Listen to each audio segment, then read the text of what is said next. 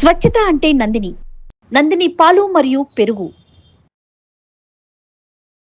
వాగర్థావివ సంపృక్తౌ వాగర్థ ప్రతిపత్తయే జగతః పితరౌ వందే పార్వతీ పరమేశ్వరౌ. ఆదిత్యాయ చ సోమాయ మంగళాయ బుధాయ చ గురుశుక్ర శనిభ్యశ్చరాహవే కేతవే నమః. శృంగేరి జగద్గురు పీఠాధిపతులకి, కంచి పీఠాధిపతులకి నమస్కారములు తెలియచేసుకుంటూ కార్యక్రమాన్ని ప్రారంభిద్దాం. వీక్షించేటువంటి ప్రేక్షకుల్లో చాలామంది గత కొన్ని నెలలుగా ఈ పక్ష ఫలాల గురించి మనం తెలియచేస్తున్నాం. రాశి ఫలాలు చాలామంది ఎంతోమంది ఆదరిస్తున్నారు. వాళ్ళ నిజ జీవితంలో చాలామంది నిజంగా జరుగుతున్నాయండి, మీరు చెప్పినట్టే జరుగుతున్నాయి, ఏ రోజుకు ఆ రోజుకి సంబంధించినటువంటి ఖర్చు కానీ ఆదాయం కానీ అలాగే ఉంటుంది, ఇక మానసికమైనటువంటి ఒత్తిళ్లు కూడా చెప్పినటువంటి రోజుల్లో ఉంటున్నాయి అని చెప్తున్నారు. కానీ కొంతమంది మాకు ఇవేవి జరగట్లేవు ఎందుకని అని చెప్పి అడుగుతున్నారు. అయితే ఇక్కడ క్లారిటీ మీకు ఒకటి తెలియచేస్తాను. ముఖ్యంగా పేరును బట్టి కాకుండా జన్మ నక్షత్రము ఉండి జన్మ రాశి గనక ఉన్నటువంటి వాళ్ళు ఖచ్చితంగా ఆ రాశే చూసుకోవాలి. అది ఒకటి పాయింట్ గుర్తుపెట్టుకోవాలి. ఇక రెండో పాయింట్, చాలామంది ఈ జొడాయిక్ సైన్ సన్ ప్రకారం కనుక రవి ప్రకారం సూచించబడినటువంటిది.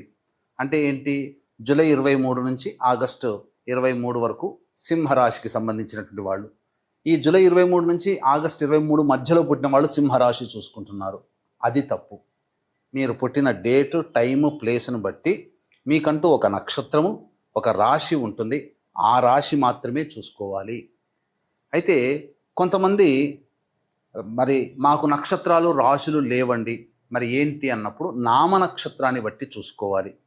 అయితే ఇక్కడ కూడా చాలామంది పొరబడుతున్నటువంటి విషయం ఏంటంటే, ఉదాహరణకి లక్ష్మి అనే అమ్మాయి ఉంది. ఆ అమ్మాయి చూచే చోళ కాబట్టి లక్ష్మి అని అంటే అశ్విని నక్షత్రంగా భావించుకొని, మేషరాశిగా భావించుకొని మేషరాశి ఫలాలు చూస్తున్నారు. కానీ ఆ లక్ష్మి అనే అమ్మాయికి తెలుసు తాను కన్యారాశిలో పుట్టాను అని చెప్పి. కన్యారాశి చూడకుండా నామనక్షత్రమైనటువంటి అశ్విని నక్షత్రం సూచించే లక్ష్మి అనే పేరుని సూచించే మేషరాశిని చూసుకోవడం వల్ల ఆ అమ్మాయికి ఫలితాలు తారుమారవుతాయి. కాబట్టి ఏత వాత చెప్పొచ్చేది ఏమిటంటే, కంక్లూజన్ ఒకే మాటలో చెప్పాలంటే, మీకు జన్మ నక్షత్రము ప్రకారము జన్మ రాశి ఉంటుంది. ఆ రాశిని బట్టే చూడాలి తప్ప సన్ జొడాయిక్ సైన్ అనగా ఈ మంత్లో పుట్టిన వాళ్ళు ఈ రాశి అని చెప్పుకుంటారు కదా, అది తప్పు. అది ఫాలో కాకూడదు. అలాగే మీకు జన్మ నక్షత్రము జన్మ రాశి తెలియకపోతేనే అప్పుడు నామ నక్షత్రాన్ని బట్టి చూసుకోవాలి. ఇది క్లారిటీగా అందరూ గమనించగల ప్రార్థన. అప్పుడే ఇప్పుడు నేను చెప్పబోయే ప్రతి పక్ష ఫలాలు, చెప్పబోయే ఫలితాలు మీకు దాదాపుగా 90% మీకు సూట్ అవుతాయని చెప్పవచ్చు. ఇక గమనించుకున్నట్లయితే 12 రాశులకి సంబంధించినటువంటి ఫలితాలు మనం తెలుసుకునే ముందు ఈ యొక్క జూన్ 1వ తారీఖు నుంచి 15వ తారీఖు వరకు గ్రహ సంచారం ఏ విధంగా ఉందో తెలుసుకుందాం. యాజ్ యూజువల్గా శని మీనరాశిలో, రాహు కుంభరాశిలో, కేతు సింహరాశిలో, అలాగే శుక్రుడు మేషరాశిలో మరియు వృషభ రాశిలో రవి సంచారము, 6వ తారీఖు వరకు బుధుడు వృషభ రాశిలో, 7వ తారీఖు నుంచి బుధుడు మిథున రాశిలో, అలాగే గురువు మిథున రాశిలో, కుజుడు 6వ తారీఖు వరకు కర్కాటక రాశిలో, తదనంతరం 7వ తారీఖు నుంచి కుజుడు సింహరాశిలో మరియు కేతు కూడా సింహరాశిలోనే సంచారం చేస్తున్నాడు. కాబట్టి దీన్ని బట్టి ఫలితాలు ఆయా రాశుల వారికి ఏ విధంగా ఉండబోతుందో మనం తెలుసుకునే ప్రయత్నం చేద్దాం. ద్వాదశ రాశులలో భాగంగా 6వదైనటువంటి కన్యా రాశిలో జన్మించినటువంటి వారికి జూన్ 1వ తారీఖు నుంచి 15వ తారీఖు వరకు ఏ విధంగా ఉండబోతుందో తెలుసుకునే ప్రయత్నం చేద్దాం. రాశి నుంచి 6వ తారీఖు వరకు లాభస్థానంలో కుజగ్రహ సంచార ప్రభావం వలన ముఖ్యంగా అనారోగ్య సమస్యలతో ఎవరైతే బాధపడుతుంటారో వారు అనారోగ్యం నుంచి విముక్తి అవుతారు. ఇప్పటి వరకు మీకు బద్ధశత్రువులు మీకు తెలియకుండా ఎవరైతే ఉంటారో వాళ్ళు ఎవరో మీకు తెలిసిపోతుంది. తద్వారా మీరు వాళ్ళకి టిట్ ఫర్ టాట్గా ఉండే అవకాశాలు ఎక్కువగా ఉంటాయి. అన్నిటికంటే మించి రావాల్సినటువంటి రాని బాకీలు 6వ తారీఖు లోపల మీరు వసూలు చేసుకుంటారు. అన్ని విధాలుగా మంచి జరుగుతుంది. మీకు తెలియని ఎన్నో విషయాలు 6వ తారీఖు లోపల మీరు తెలుసుకోగలుగుతారు. 7వ తారీఖు నుంచి మాత్రం కుజుడు కేతు యొక్క స్థితి మీకు 12వ రాశి నుంచి 12వ స్థానంలో ఉన్నటువంటి కారణం చేత అనవసరమైనటువంటి ప్రయాణాలు, వృధా ఖర్చులు, అలాగే కాలయాపన జరుగుతుంది.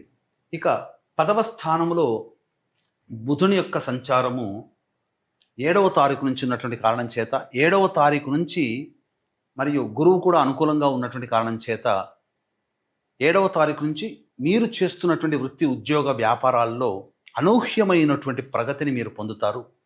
ఇప్పటి వరకు ఇబ్బందిగా ఉన్నటువంటిదంతా కూడా మీకు 7వ తారీఖు నుంచి మార్గాలు సుగమం అవుతాయని చెప్పవచ్చు. కాకపోతే 6వ తారీఖు వరకు కాస్త డబ్బుల విషయంలో జాగ్రత్తలు పాటించాలి. విదేశీ యానము, విదేశీ విద్యకు సంబంధించి చేయ ప్రయత్నాలు చాలా మటుకు బెడిసి కొడతాయి. కాబట్టి జాగ్రత్తలు పాటించండి. 6వ తారీఖు నుంచి అనగా 1వ తారీఖు నుంచి రవి నవమ స్థానంలో సంచారం చేస్తుండడం, బుధుడు 6వ తారీఖు వరకు ఉండడం, ఈ కారణం చేత ఆస్తి పంపకాల విషయాల్లో వాగ్వివాదాలు చోటు చేసుకుంటాయి. అలాగే కోర్టు ఇతరత్రా సమస్యలు ఏవైతే ఉంటాయో అవి మీకు సంప్రదింపుల వరకు వస్తాయని చెప్పవచ్చు. ఇక 8వ స్థానంలో శుక్రగ్రహ సంచారం ఉండడం, ఇది చక్కగా ఈ శుక్రుడు మేషరాశిలో సంచారం చేస్తున్నటువంటి కారణం చేత మంచి యోగ స్థితికి చేరుకుంటారు. ముఖ్యంగా కుటుంబపరమైనటువంటి సమస్యలు ఏవైతే ఉంటాయో అవన్నీ తీర్చుకోగలుగుతారు. రావలసినటువంటి రాణి బాకీలు శుక్రగ్రహ ప్రభావం వలన మీరు పొందుతారు. స్త్రీ సౌఖ్యము చక్కగా ఉంటుంది. కోల్పోయినటువంటి బంధుత్వాలు, మిత్రుత్వాలు మళ్ళీ తిరిగి సంపాదించుకుంటారు. 7వ శని ప్రభావము యోగదాయకంగానే ఉంటుంది. పెద్ద ఇబ్బందులు అనేటువంటివి ఏమీ ఉండవు. కాకపోతే ప్రతి పని యందు మీకు అనాసక్తి ఉంటుందని చెప్పవచ్చు. రాహువు మీకు మంచి యోగ స్థానంలోనే ఉన్నాడు కాబట్టి శత్రువులపై మీదే విజయం. పోటీ పరీక్షల్లో ఉన్నటువంటి విద్యార్థులకి ఇది విజయాన్ని చేకూరుస్తుంది. ఊహించిన దానికంటే మంచి ర్యాంకులో మీరు మంచిగా పొజిషన్ని సంపాదించుకుంటారని చెప్పవచ్చు. ఏదైనప్పటికీ కూడాను మిశ్రమమైనటువంటి ఫలితాలు ఈ యొక్క కన్యా రాశిలో జన్మించినటువంటి వారు పొందుతారని చెప్పవచ్చు. ఇక కన్యా రాశిలో జన్మించినటువంటి మహిళలు ప్రధానంగా 1వ తారీఖు నుంచి 15వ తారీఖు వరకు మీ వాక్కుకి తిరుగంటూ ఉండదు. ఇంతకుముందు మిమ్మల్ని అవమానించిన వాళ్ళే మళ్ళీ మీకు పెద్దపీట వేసి మిమ్మల్ని గౌరవిస్తారు, మీ మాటకి విలువ ఇస్తారు. కాకపోతే డబ్బులు బాగా ఖర్చు పెడతారు.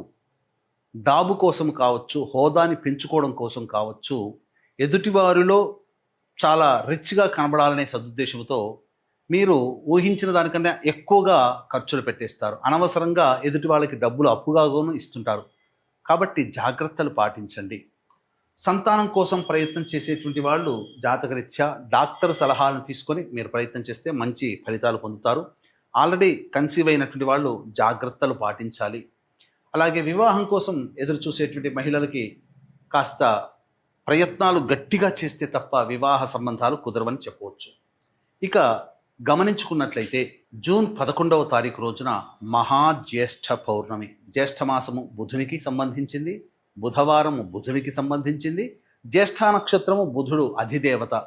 కాబట్టి ప్రధానంగా ఈ మహాజ్యేష్ఠ పౌర్ణమి రోజున ఏ దేవత అనుగ్రహం కోసం మనం పాటుపడతామో ఆ దేవత అతి శీఘ్రంగా ఫలితాన్ని ఇస్తుంది. అయితే మానవ మాత్రులైనటువంటి మనకి నవగ్రహాలు అనుకూలించాలి. కాబట్టి ఈ నవగ్రహాల యొక్క సంపూర్ణ అనుగ్రహం అతి శీఘ్రంగా కలగడం కోసం, ఎందుకంటే నవగ్రహాలతోనే మన జీవితం ముడిపడి ఉంది. మంచి చెడు మనకేది జరగాలన్నా నవగ్రహాలే. కావున ఇట్టి నవగ్రహాల యొక్క అనుగ్రహం కోసం సంపూర్ణ నవగ్రహ శాంతి మరియు జాతకరీత్యా కలుగు విద్య, వివాహ, ఉద్యోగ, దాంపత్య, అనారోగ్య సమస్యల నివారణకి సర్వదోష నివారణ పూజలు, హోమాలు జరిపించి కరుంగలి మాలని మీకు శక్తిపాతం చేసి ఇవ్వడం జరుగుతుంది. అవకాశం ఉన్న వాళ్ళు ఈ 11వ తారీఖు రోజున ఉదయం 9 గంటలకి ప్రారంభమవుతుంది కాబట్టి ఉదయం 8 గంటల లోపల మీ గోత్రనామాదులు నమోదు చేసుకోవచ్చు. ఇంకా వీలైతే ఇంకా ముందుగానే నమోదు చేసుకునే ప్రయత్నం చేయండి. ఇక దైనందిన కార్యక్రమంలో 1వ తారీఖు రోజున మీరు అన్ని రంగాలలో ఉన్నటువంటి వాళ్ళకి అద్భుతమైనటువంటి ఆదాయము చేకూరుతుంది. సంతోషంగా జీవితాన్ని గడుపుతారు. విందులు వినోదాల్లో పాల్గొంటారని చెప్పవచ్చు. ఇక 2, 3, 4 తేదీల్లో ప్రశాంతత లోపిస్తుంది. ఒక జిగ్జాగ్ వ్యవస్థ లాగా ఉంటుంది. ఏ పని చేయాలన్నా ఆసక్తి ఉండదు. ఖర్చులు అధికంగా ఉంటాయి. సరిగ్గా నిద్ర పట్టకపోవడము, అలాగే సమయానికి భోజనం చేయలేకపోవడం అనేటువంటి ఇబ్బందులు ఉంటాయి. 5, 6 తారీఖుల్లో పెండింగ్లో ఉన్నటువంటి పనులని పూర్తి చేసుకుంటారు. మరీ ముఖ్యంగా జాతకరీత్యా ఈ సంబంధించినటువంటి రావాల్సినటువంటి రాణి బాకీలు వసూలు అవ్వడం ఆనందకరంగా ఉంటుంది.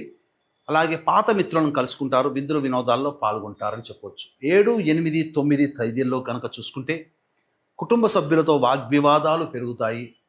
అలాగే ఇతరులతో శత్రుత్వ భావనలు పెరుగుతాయి, ధనము అధికంగా ఖర్చు అవుతుంది, మరియు ఊహించని విధంగా మీరు డబ్బులు అప్పులు ఇవ్వాల్సినటువంటి పరిస్థితి వస్తుంది. కాబట్టి జాగ్రత్తలు పాటించండి.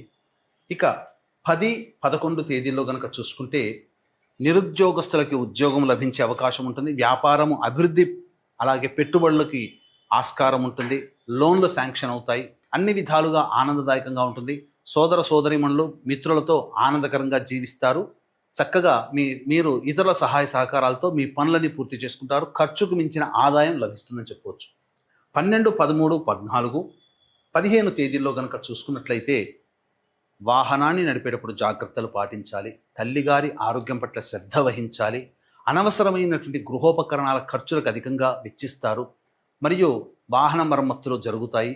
అలాగే మీ ఆరోగ్యం పట్ల కూడా శ్రద్ధ వహించాలి. ఏ తర్వాత చెప్పొచ్చేది ఏమిటంటే మనకు ప్రధానంగా 2, 3, 4, 12, 13, 14 తేదీల్లో ఖర్చులు అధికంగా ఉంటాయని చెప్పవచ్చు. ఇప్పుడు ఇవి చెప్పినటువంటివన్నీ కూడాను మన రోజువారీ కార్యక్రమాల్లో జరిగేటువంటి మంచి చెడు, ఖర్చు, ఆదాయం.